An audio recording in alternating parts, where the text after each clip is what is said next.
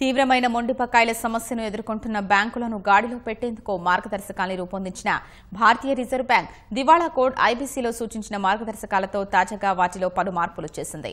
మొండి బకాయిల వసూలుకు సంబంధించి సంయుక్త రుణదాతల సంఘం జేఎల్ఎఫ్ ఏర్పాటు చేయాలని ఆర్బీఐ నిర్ణయించింది.